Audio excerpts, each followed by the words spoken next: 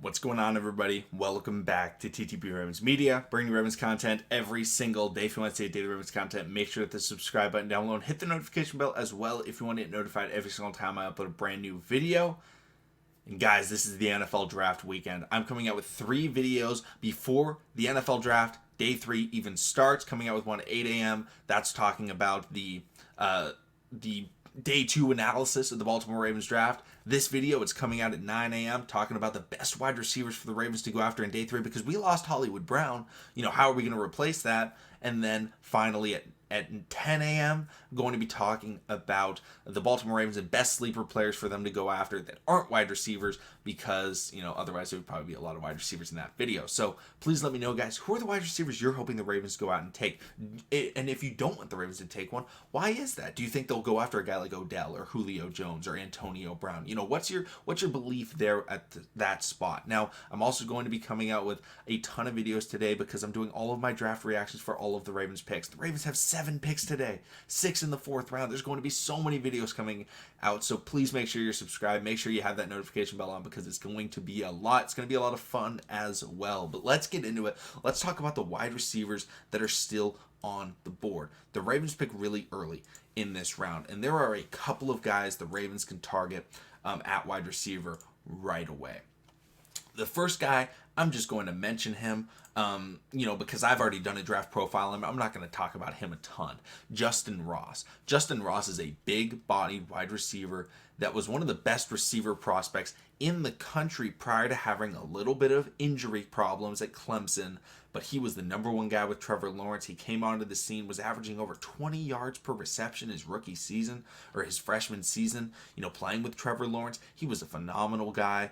He ended up getting hurt. He came back. The quarterback play wasn't nearly as good, didn't perform nearly as well. However, his ceiling is incredible. 6'4", decent athleticism. He's not DK Metcalf. He's not Calvin Johnson, but he's a decent athlete. He's very physical, and he can pluck the football out of the air. I've done a draft profile on him. I think he'd be a solid pick for the Ravens, but I'm going to get into some other guys. So the first of which I'm going to talk about is Calvin Austin. Calvin Austin is the most similar player to Hollywood Brown that the Ravens can go out and get, right? He's 5'8", he's crazy fast, he's good with the ball in his hands. I just don't think that that's the way that the Ravens should go. However, the Baltimore Ravens very well could draft him because he's the most similar to guy that they lost. And they really liked Hollywood Brown. I think it was very clear the Ravens liked Hollywood Brown. And Calvin Austin is someone that can come in. He can probably return a little bit of kicks.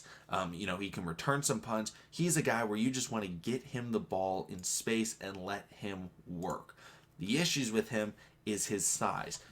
One of the same problems Hollywood Brown had was, when you're throwing it up deep to him because he's open, or you can't throw it up deep to him when he's running strap for strap with someone. Whereas a guy like already drafted guy like Christian Watson or a guy like Tyquan Thornton, where not only are they really fast, but they're also really big, so they can still make those jump ball situations. Calvin Austin is not going to be able to do that at his size. However, he's a player where you want to get him the ball, whether it's a jet sweep, whether it's a screen pass, whether it is, on a punt return, maybe you line him up at running back. He is a guy you want to get the ball in his hands, similar to Tyreek Hill very early in his career. He doesn't have the route running of a Tyreek Hill. He doesn't have the exact speed of a Tyreek Hill. I'm just saying the way he was utilized initially in his career in Kansas City as a gadget player, that is the type of thing that you could be getting with a Calvin Austin.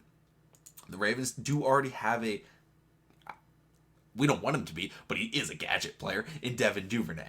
So if the Ravens want to look at Devin Duvernay as, hey, you are a number 2 wide receiver, or maybe they bring in, an Odell Beckham Jr., a Julio Jones of sorts, and they say, what, Devin Duvernay, you're our 3, then we can have our gadget guy in Calvin Austin. That's potential. That's not my favorite selection, however. The guy that I think would be really fun for the Ravens to go after is Khalil Shakir, wide receiver out of Boise State. Khalil Shakir is sitting at 6 feet tall. He's just under 200 pounds, so he's got really decent size. It's nothing that's going to blow you away at the NFL, but it's just about what you want in a prototypical wide receiver. And what he has is he has good speed, but he can make great catches. All right, that's what the Ravens have been drafting in these 4th and 5th rounds, right? We look at James Prochet, a little bit smaller, about 5'10", 5'11", but he was a circus catch machine at SMU. Then we draft Tylan Wallace, a circus catch machine at Oklahoma State. Khalil Shakir is that next guy. That's the circus catch machine. But the thing is, he can be a very solid slot wide receiver. He has incredible hands. He's got good physicality. And the best thing about him is this dude's a worker.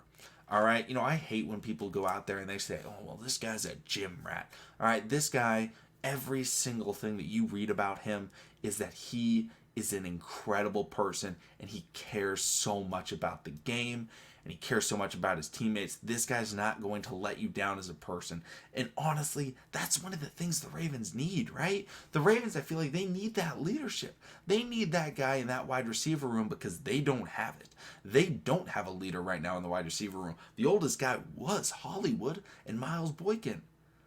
Well, they no longer have Sammy, Hollywood, Boykin. It's Bateman, Duvernay, Prochet, Tylan Wallace, Benjamin Victor. That's what we're rocking with. I love those players. I think that's that's not a terrible wide receiver core. However, we need someone to take that next step and step up. Khalil Shakir could potentially be that guy, from the sidelines, just helping everybody with that mentality. I think that's an underrated aspect of a lot of players' games. I also think he'd be a great wide receiver. I think he would basically be a hybrid of a Devin Duvernay with a James Prochet or Tylan Wallace, right? He's the slot wide receiver. He's physical. He's big. He can make the catches over the middle, but he's also very dynamic in space.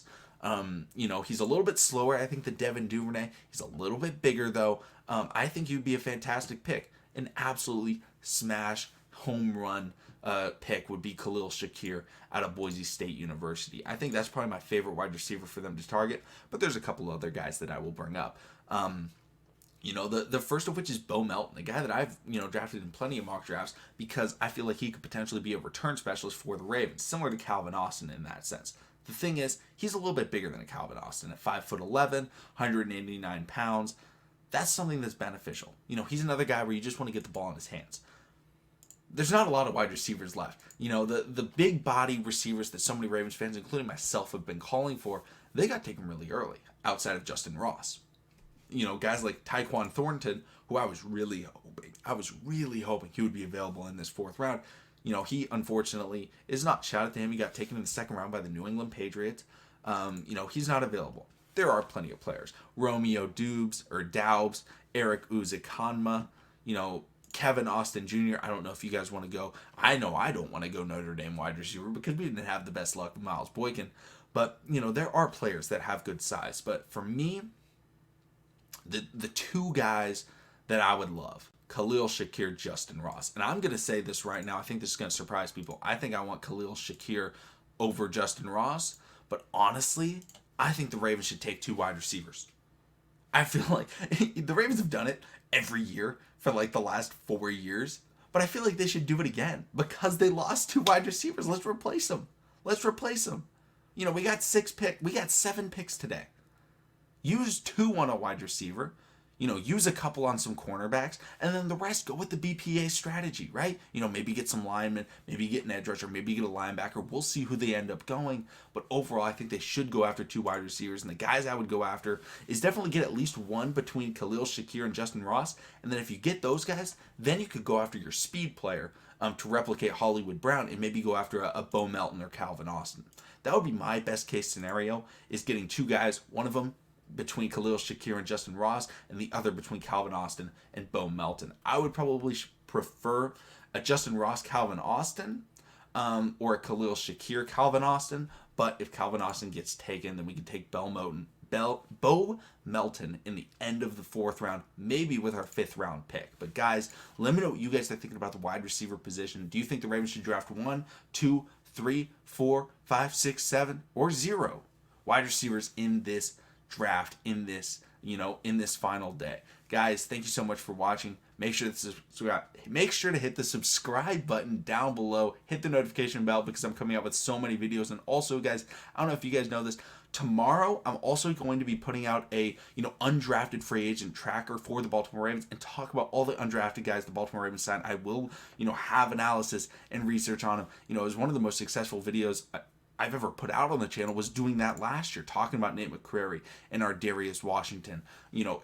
People really seem to like that I was able to get that out. I'm going to be doing that again. I'm trying my best to get out as much content, as much analysis as I can for you guys. Luckily, I did a lot of research and know a good amount about most of the players in the draft. I've known about every single player the Ravens have drafted so far. I've actually really heavily looked into all of them. So I think that's pretty cool. So hopefully that continues and we get a guy like Khalil Shakir.